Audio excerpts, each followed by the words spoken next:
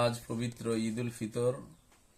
উমরপুর ইউনিয়নের সকল জনগণ সহ ইসলামী আন্দোলনের সাংগঠনিক জেলা ভোলা জেলা দক্ষিণ, লালমোহন তজুমউদ্দিন, চরফ্যাশন ও মনপুরা উপজেলার সবাইকে এবং দেশে বিদেশে অবস্থানরত সবাইকে জানাই পবিত্র ঈদ উল ফিতরের শুভেচ্ছা ও ঈদ মোবারক।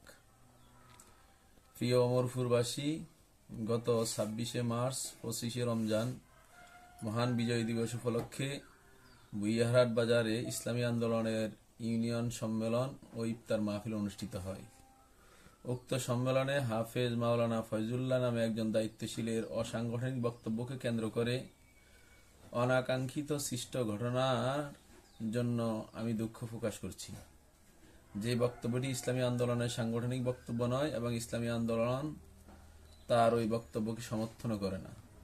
তার এই অসাংগঠনিক বক্তব্যের জন্য ইতিমধ্যেই সাংগঠনিক ব্যবস্থা গ্রহণ করা হয়েছে এবং যে সকল বিএনপির কর্মী ইফতার মাহফিলে হাতাহাতির ঘটনা ঘটিয়েছে এবং পরবর্তীতে ইসলামী আন্দোলনের 2 জন কর্মীকে মারধর করেছে, আশা করি মরহুম জিয়াউর রহমানের আদর্শে প্রতিষ্ঠিত বিএনপি তাদের ব্যাপারে সাংগঠনিক ব্যবস্থা গ্রহণ করবেন এবং প্রশাসন তাদেরকে অবশ্যই আইনের আওতায় আনবেন, এই প্রত্যাশা রাখি।